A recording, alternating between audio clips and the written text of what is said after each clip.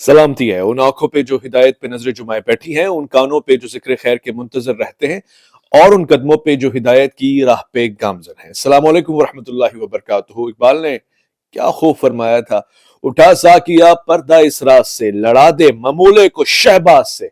अब वक्त आ गया एक जबरदस्त सा कमाल किस्म का इत्तेहाद, नेटो की तर्ज का इत्तेहाद बन गया है तीन मुस्लिम कंट्रीज के दरमियान, अमूमन एक कंट्री के खिलाफ। वो कौन सी कंट्री है और वो कौन सी कंट्रीज है जिन्होंने इत्तेहाद बना लिया? सबसे पहले तो मैं आपको इसके बैकग्राउंड में लेके जाना चाहता हूँ, इसके कंपैरिजन में। और ये वीलॉग बहुत इंफॉर्मेटिव होने वाला है, पहले से बता रहा हूँ। अगर आप एक पेन एंड पेपर ले लेंगे तो बहुत आसानी होगी आपको लिखने में चंद एक पॉइंट्स, क्योंकि एक कंट्री की शामत आने वाली है और तीन कंट्रीज मुत्तहद हो गए। इसको मुख्तलिफ एंगल से हम देखेंगे, वो कंट्री क्यों, कौन सा और कब, किस वक्त सामने आ सकता है। खवातीन और हज़रात, पाकिस्तान, सऊदीया और टर्की, इन तीनों ने एक अलायंस बनाया है 2026 की 8 अगस्त को आकर। और ना सिर्फ अलायंस अमल में आ चुका है, बल्कि उसके तमाम दायरेकार, उसके तमाम कवायद और जवाबित लिखे जा चुके हैं। अवाम में अभी तक पब्लिकली इसको ओपन नहीं किया गया, अवाम में अभी तक आए नहीं है, मगर उसके मेजर पॉइंट्स आ गए। ये जो तीन कंट्रीज हैं, टर्की, सऊदीया और पाकिस्तान, इनका एक बड़ा सिग्निफिकेंट इंपॉर्टेंस है अपने अपने खित्ते में। टर्की नेटो का अलायंस है, यानी टर्की के ऊपर हमला होता है तो नेटो का आर्टिकल एक्शन में आता है, यानी पूरी की पूरी नेटो सामने आने के लिए तैयार हो जाएगी। सऊदी अरब, इसको बाय द वे इस म्यूचुअल डिफेंस एग्रीमेंट को मक्का म्यूचुअल डिफेंस एग्रीमेंट कह रहे हैं। सऊदी अरब में हरमैन शरीफैन वाक़ है। पूरे आलम इस्लाम में सऊदी अरब के इन खास मकामात की वजह से इसको खास अहमियत हासिल है। कोई भी ये नहीं चाहेगा कि वहां बदमजगी हो, बदअमनी हो, हंगामा आराई हो या किसी भी तरह की अजीब सूरत हाल बने। इसके अलावा सऊदीया के पास ऑयल टैंकर्स हैं, सऊदीया के पास तेल के कुएं हैं, सऊदीया के पास बहुत पैसा है। और उसके साथ साथ सऊदीया के पास अमेरिकन अलायंस भी है, यानी सऊदीया भी अमेरिका ही का एक अलायंस है। तो टर्की अमेरिका का एक अलायंस, सऊदीया अमेरिका का एक अलायंस, और अब उसके बाद अगर किसी की बारी आती है तो पाकिस्तान। पाकिस्तान के पास न्यूक्लियर पावर है, इन दोनों कंट्रीज के पास पीछे न्यूक्लियर पावर नहीं है। पाकिस्तान के पास फौजी कुवत सबसे बढ़ के, सबसे आला, सबसे अव्वल, हमारा सारा मिलिट्री बजट, सब कुछ जो कुछ भी हमारे पास है वो यही है, यही टोपी है, यही वर्दी है, और इसी को हम सल्यूट करते हैं और इसी को हमने आगे रखा है कि हम तोहफे में आपको ये दे सकते हैं। सो पाकिस्तान की भी एक सिग्निफिकेंट वैल्यू है न्यूक्लियर पावर की वजह से, सऊदीया की भी है और साथ में टर्की की भी है। टर्की भी नेटो का अलायंस है, यानी अमेरिका का साथी वफादार यार है, और सऊदीया भी अमेरिका का साथी वफादार यार है। और इन दोनों के यार, जिसे कहते हैं ना, खूब जमेगा रंग जब मिल बैठेंगे तीन यार। पाकिस्तान भी अमेरिका का ही अलायंस करता है, यानी उसका एलाई है और उसके साथी और उसके मददगार और उसकी मुआवनत है। 9/11 से पहले, 9/11 के बाद, 1965 की वॉर हो, 71 हो, इसमें कोई शक नहीं है। यानी अगर आप एक पाकिस्तानी की बात करें, हो सकता है उसका नजरिया अलग हो सकता है वो इस तरह ना सोचता हो, मगर जब पाकिस्तानी हुकूमत की बात करते हैं सो हमेशा से पाकिस्तान अमेरिकन ब्लॉक में आता है और अमेरिका का बड़ा स्ट्रॉन्ग एलाई समझा जाता है, जिसकी वजह से उसने अफगानिस्तान को भी अपने साथ जिस तरह के ताल्लुकात रखे माजी में, 9/11 के बाद, वो भी आपके सामने। सो मैं जो पॉइंट डेवलप कर रहा हूं कि इन तीनों अमेरिका के यार मुल्कों ने एक अमेरिका के, यहां पे मैं स्पेस दे रहा हूं क्योंकि आपने लिखना है उसका नाम, उस मुल्क के सामने खड़े होने के लिए खुद को तैयार कर लिया।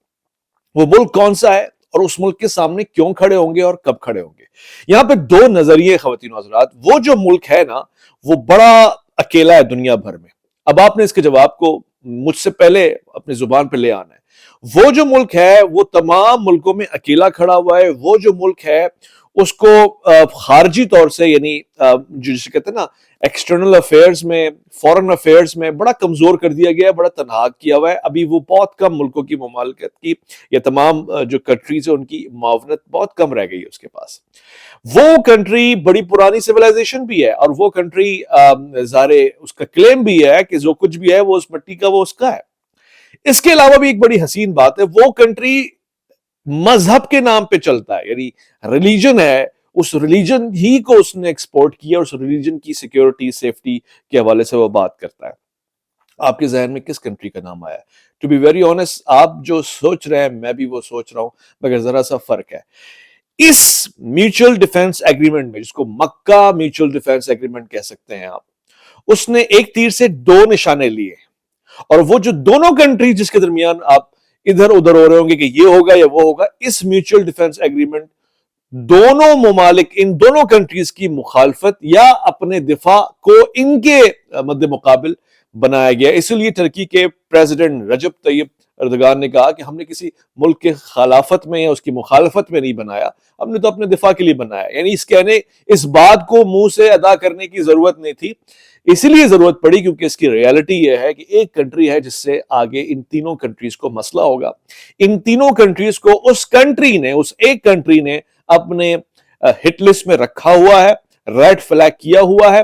ریجن کی بات کرتے ہیں تو مڈل ایسٹ کے اس ریجن کو، جس کو مشرق وسطیٰ کہا جاتا ہے، مشرق وسطیٰ میں ایران کو اپنی طاقت قوت منوانے کے لیے اگر کہیں سے کوئی چیلنج آ سکتا ہے تو obviously اس ٹرائنگل سے آ سکتا ہے، اور اسی طرح اسی مشرق وسطیٰ میں اسرائیل کو اگر کوئی چیلنج آ سکتا ہے تو انہی تین کنٹری سے آ سکتا ہے۔ جی ہاں، یہ دو ممالک ہیں، مگر میرا اپنا ذاتی ماننا یہ، آپ اس کے علاوہ بھی سوچ سکتے ہیں، اسرائیل کو اس کولیجن کے ساتھ، اس میوچل ڈیفنس ایگریمنٹ کے ساتھ انتہائی پریشانی لاحق ہے، اور ساتھ ساتھ ان تینوں سنی کنٹریز، میں ایسا کیوں کہہ رہا ہوں کیونکہ اسرائیل ہی کے وزیر اعظم نے بہت پہلے یہ بات کہی تھی کہ ایک سنی الائنس بننے جا رہا ہے۔ ہمیں شیعہ الائنس سے بچنے کی تو ضرورت ہے، مگر ساتھ ساتھ سنی الائنس بھی ہمارے لیے ویسے ہی خطرناک ہے۔ یہ جو سنی الائنس بننے جا رہا ہے یہ ہمارے خلاف ہے، وہ نیتنیاہو صاحب کہتے ہیں، اور اس سنی الائنس نے بھی ہمارے ساتھ وہی کرنا ہے جو یہ شیعہ الائنس کرتا رہا، یعنی ایران ہوا، حزب اللہ ہوا، یا یمنی ہوتیز ہوئے، یا دیگر فلاں فلاں فلاں۔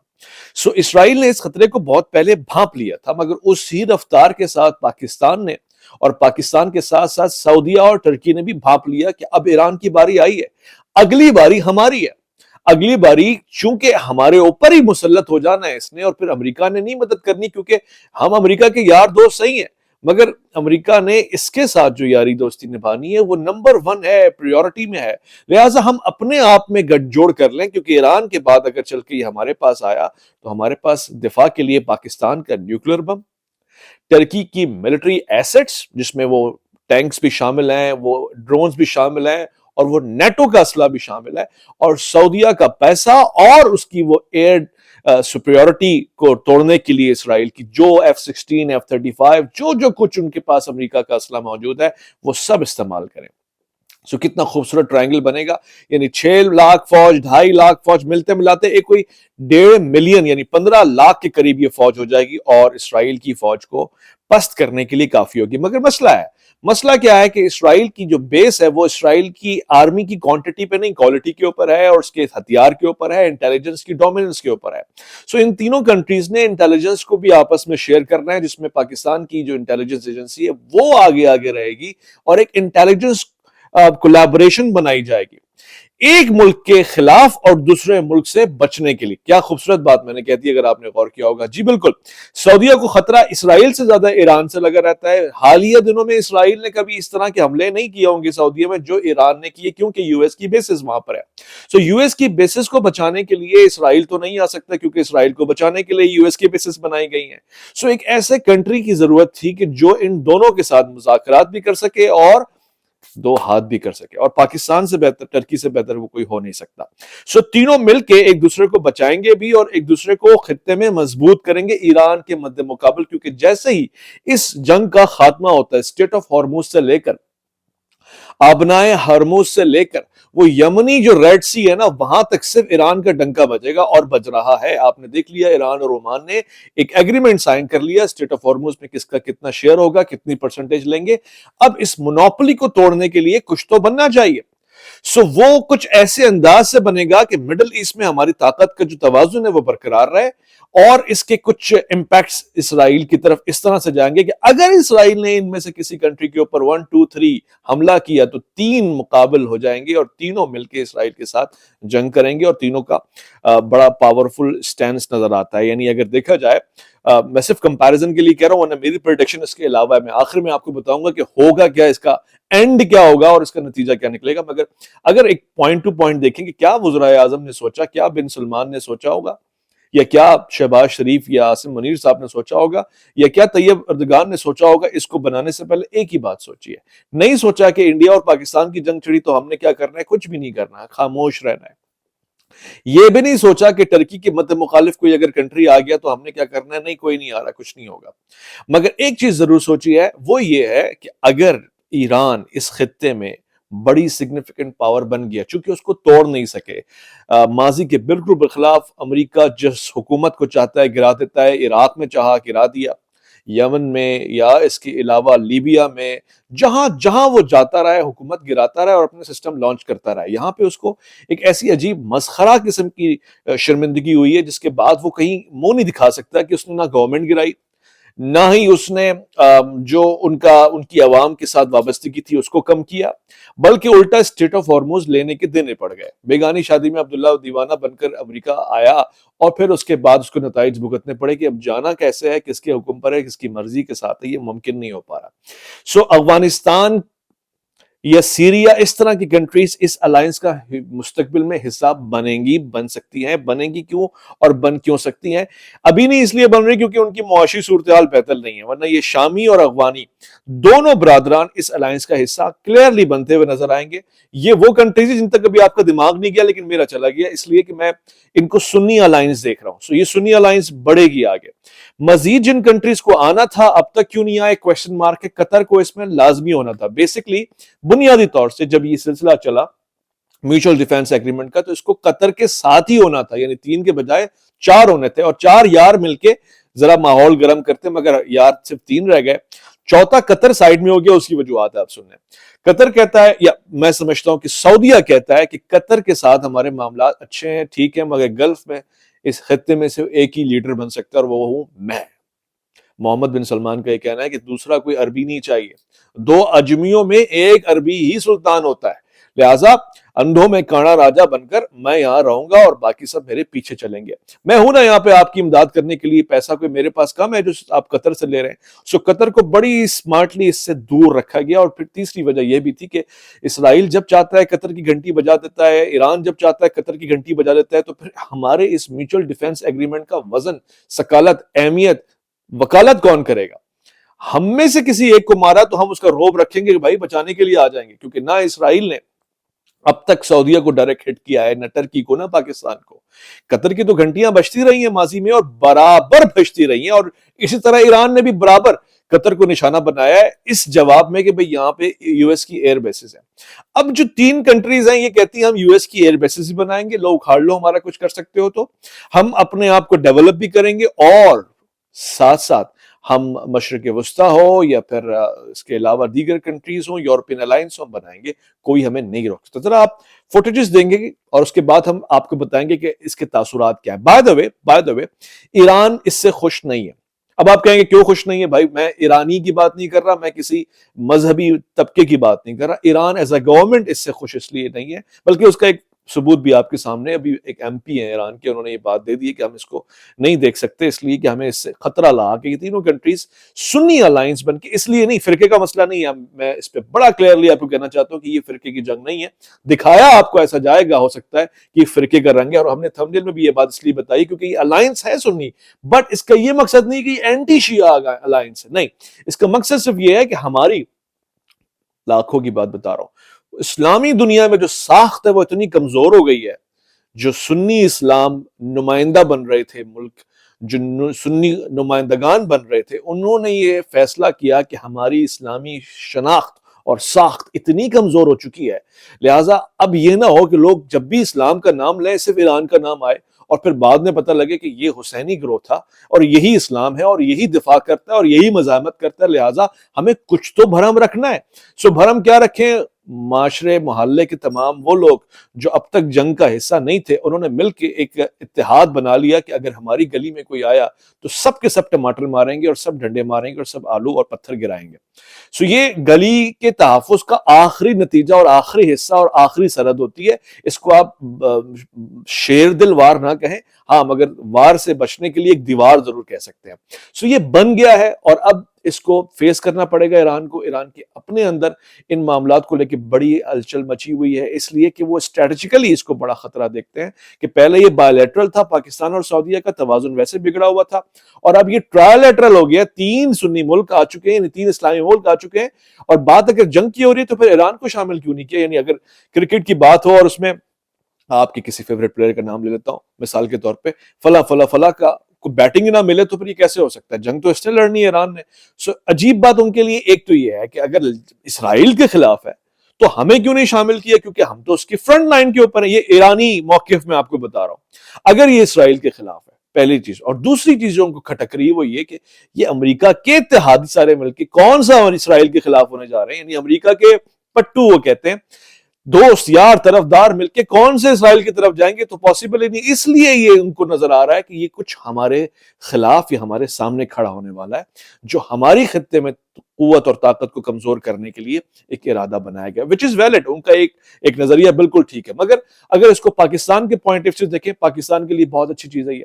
اس لیے اچھی چیز ہے کہ معاشی طور سے، ٹیکنالوجی کے طور پہ ہم سب مل کے تینوں ممالک گرو کریں گے، اپنی ٹیکنالوجی انٹیلیجنس شیئر کریں گے.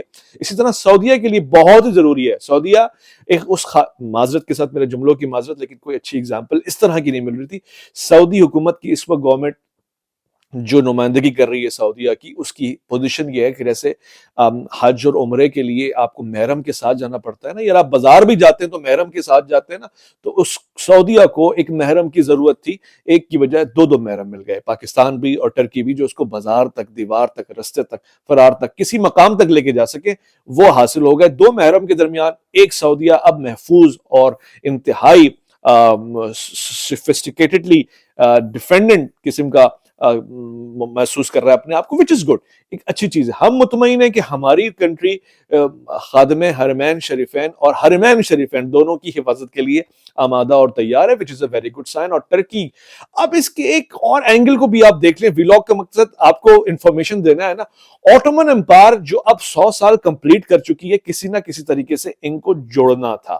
آٹومن امپائر کا اپنا، یعنی میں ٹرکی کی بات کر رہا ہوں، گول اور شکوہ بھی اور شکایت بھی سعودیز کے ساتھ، یعنی ان حجازیوں کے ساتھ، یعنی اس گلف کے حصے کے ساتھ ہے کہ تم نے ہمارے ساتھ غداری کیوں کی، بغاوت کیوں کی. جب شریف مکہ کو لے کے سارے ہمارے خلاف ہو گئے اور پھر حصوں میں بٹ گئے اور پھر امریکہ کی طرفدار ہو گئے اور ہماری خلافت، یعنی اسلامی خلافت کے مخالف کھڑے ہو گئے، اور پھر توڑا گیا تو ساتھ میں امداد کے لیے بھی نہیں آئے، حمایت کے لیے بھی نہیں آئے، مخالف سمت میں کھڑے رہے. سو وہ کہتے یہ ہیں، اور ان کا ماننا بھی یہ ہے کہ اصل میں جو موجودہ مسجد نبوی کی تعمیرات ہوں، مینار ہوں، مکہ شریف ہو، یہ تمام چیزیں تو ترکوں نے بنوائی تھی، اور انہوں نے ہی اس کی حفاظت کی ذمہ داری لی تھی، اور یہ انہی کا خطہ تھا. ان کے ساتھ تو بغاوت کی گئی ہے. سو اس بہانے تم ذرا قریب تو آئے. یہی جملہ ایران امریکہ کو کہہ رہا تھا کہ قریب تو آؤ ذرا سا، اور یہی ٹرکی نے کہا کہ قریب تو آئے ہیں. اس بہانے ملتے ہیں، بڑھتے ہیں. یہ جو وژڈم ہے ہمارا، یہ جو ویژن ہے ہمارا 100 سال کے بعد آٹومن امپائر کو بڑھانے کا، اس نام سے نہ صحیح اس پیغام سے تو بڑھا رہے ہیں. سو بڑھتی ہوئی نظر آ رہی ہے. فیوچر آپ کیا کہہ رہے ہیں کہ کون سے کنٹری شامل ہو رہے ہیں؟ میں نے آپ کو ابھی سے بتا دیا. یہ سنی الائنس ہے، یہ اسلامک الائنس ہے.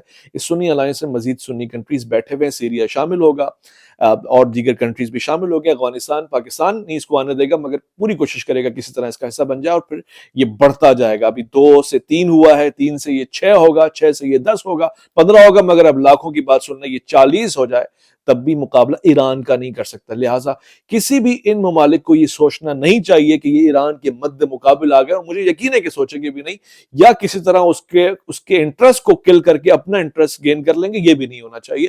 اس لیے کہ طاقت کا توازن برقرار رکھنے کے لیے دونوں اس بلاکس کو یہ بتانا پڑے گا کہ ان کا ایک دشمن ہے، اور اس دشمن سے مقابلہ کیسے کرنا ہے یہ فیصلہ کرنا پڑے گا. خواتین و حضرات، بڑی امپورٹنٹ بات، آخری بات ہے جو میں نے آپ کو کہا نا کہ کون سا کنٹری ہے جس کی مخالفت میں یہ بنایا گیا. ایک تیر سے 2 نشانے لیے گئے، دونوں کی مخالفت میں بنایا گیا، مگر نام دیا کہ کسی کی مخالفت میں نہیں بن رہا. مگر اسرائیل اس بلاک کو توڑے گا. اب آ جائیں اس آخری حصے کے اوپر کہ اس بلاک کو توڑنا، کیونکہ یہ اسرائیل کے لیے آفت ہے. یہ جو مکہ میوچل ڈیفنس پیکٹ بنا ہے، یہ اسرائیل کے لیے آفت ہے. وہ کچھ بھی کر کے اس کو توڑے گا، اور اس کو توڑنے کے لیے 3 کام اس کو لازمی کرنے. ان تینوں ممالک میں سے جو موجودہ حکومتیں ہیں ان کو پلٹنا ہے، گرانا ہے، اور ان کو بے وزن بنانا ہے، کمزور بنانا ہے، چاہے وہ طیب اردگان کی حکومت پلٹے یا پھر وہ اس کے علاوہ کوئی اور موومنٹ کرے۔ ہماری تو کوئی گورنمنٹ کا تعلق ہی نہیں، ہمارے جو صاحبان ہیں وہ تو محافظین ہیں، اور محافظین کی حکومت تو پلٹتی نہیں، سو وہ وہیں رہیں گے۔ میں یہ نہیں کہہ رہا کہ ان کو نہیں ہونا چاہیے، میں یہ کہہ رہا ہوں کہ وہ ہیں، ان کو کہیں جانے کی ضرورت ہی نہیں ہے، وہ وہیں کے وہیں بیٹھے ہوئے ہیں، سو ان سے امپیکٹ پڑتا ہے، باقی وزیر اعظم آتے جاتے رہے، کوئی فرق نہیں پڑتا۔ رہ گیا محمد بن سلمان، اس نے آگے جو کچھ پلان رکھے ہوئے اس سے اسرائیل کو کوئی خطرہ نہیں تھا، اسی لیے کچھ نہ کچھ کر کے اس کو انوالو کریں گے، انگیج کریں گے، امارات کے ساتھ، قطر کے ساتھ، دیگر گلف کنٹریز کے کلیشز آپس میں ہوں گے، ہو سکتا ہے عراق کے ساتھ کروا دیں، یہ کلیشز بڑھیں گے آپس میں، اس لیے یہ ہرگز نہیں ہونے والا کہ یہاں امن و امان قائم ہو جائے گا۔ مجھے یہ لگتا ہے کہ یہ کولیجن شکایات کا، ہرڈلز کا شکار رہے گا، جس طرح او آئی سی کے ساتھ ہوا، او آئی سی ہوگا ایک کے ساتھ، ایسا نظر آ رہا ہے، کیونکہ سامنے کا دشمن بہت چالاک ہے اور اس سے مقابلہ اسی انداز سے ہو سکتا ہے جس انداز سے ایران کر رہا ہے۔ اس کے سوا جو بھی انداز اپنائے جائیں گے، جتنے بھی نخرے اٹھائے جائیں گے، سب آپس میں نقصان اور لڑائی اور تصادم کا باعث بنیں گے۔ لاسٹ بات ہے، آپ نے پوری بات سن لی ہے، اب اس کو کلوز کر لیتے ہیں یہاں پہ۔ اس کو توڑنے کے لیے ایران بھی عمل کرے گا، کوشش کرے گا، اس میں اس کا جغرافیکل انٹرسٹ ہے، اسرائیل بھی، یعنی اس ایجنڈے کے اوپر دونوں یکجا ہوتے ہوئے نظر آئیں گے، بھی نہیں کہ آپس میں اتفاق کر لیں گے، دونوں کا کامن گول ہوگا، سو اس کامن گول کو اچیو کرنے کے لیے پریشر ڈالا جائے گا۔ اب ایران کو ایک الائنس سائن کرنا ہے، اب آپ کہیں گے ایران کس کے ساتھ الائنس سائن کرے، یہ بڑا مسئلہ ہو گیا۔ سنی کنٹریز کے ساتھ کر رہے ہیں، اسرائیل اکیلا بیٹھا ہوا ہے، اپنے ایجنڈے کے اوپر بیٹھا ہوا ہے، ایران کس کے ساتھ الائنس سائن کرے گا، کس کے ساتھ آگے بڑھائے گا بات کو۔ اب آپ سن لیں میری بات، فیوچر پروٹیکشن میں آپ کو دے رہا ہوں، اور بڑی امپورٹنٹ دے رہا ہوں۔ ایران آج بھی اکیلا ہے، کل بھی اکیلا تھا، اور آنے والے دنوں میں بھی اکیلا رہے گا۔ اگر اس کے ساتھ کوئی ہے تو وہ آلریڈی سو کالڈ اس کی پراکسیز ہیں، جو لبنان میں ہیں، یمن میں ہیں، اور دیگر کنٹریز میں ہیں، اور وہ مزید ڈیولپ ہوتی جائیں گی، مزید بڑی ہوتی جائیں گی، اسی لیے ان کے ذریعے وہ ملکوں کی پولیٹکس کو کافی حد تک کنٹرول کرتا ہوا نظر آئے گا، مگر اس کے سوا کچھ نہیں۔ لہٰذا اس وقت خود ایران میں بھی ایک بحث، ایک کشمکش جاری ہے۔ جو مسعود پشسکیان ہیں، ان کو استعفیٰ دینے کے لیے باور کروایا جا رہا ہے، زور ڈالا جا رہا ہے، وہ کہتے ہیں میں استعفیٰ نہیں دوں گا، کیونکہ ان کا ماننا یہ ہے کہ جنگ ختم ہونی چاہیے، امن کی بات ہونی چاہیے، لڑائی جھگڑا نہیں ہونا چاہیے، لڑائی جھگڑا معاف کرو، اللہ کا گھر صاف کرو، یہ ان کا کہنا ہے۔ مگر جو وہاں پہ موجود، جسے آپ کہہ سکتے ہیں آئی آر جی سی ہے، یا وہ جو مقاومت کر رہی ہے، ان کا ایک ہی اصول ہے، جو دشمن ہے وہ دشمن ہے، اور اس کو دشمن کی نگاہ سے دیکھنا ہے، اس پہ بھروسہ اعتماد نہیں کرنا، اور جو دشمن کا دوست ہے وہ بھی دشمن ہے، اور جو دوست کا دوست ہے وہ دوست ہے، اور جو دوست کا دشمن ہے وہ بھی دشمن ہے۔ تو بڑے صاف اور کلیئر اصول کے ساتھ وہ چل رہے ہیں۔ آگے آپ دیکھیں گے کہ وہ اس کی مخالفت میں ان کو کیا کرنا ہے، انہوں نے کیسے تیاری کرنی ہے، آپ کو اگلے ویلاگ میں بتائیں گے۔ مگر اس میوچل ڈیفنس پیکٹ کو آپ کیسا دیکھتے ہیں، اس کو کامنٹ میں ضرور بتائیے گا۔ اس کو آپ نے لازمی ہمارے سامنے آیا اور بیان کرنا ہے، تاکہ ہم سمجھ سکیں کہ آپ میں کتنی سمجھ آئی ہے دنیا کی سیاست کو لے کے۔ اللہ کی امان۔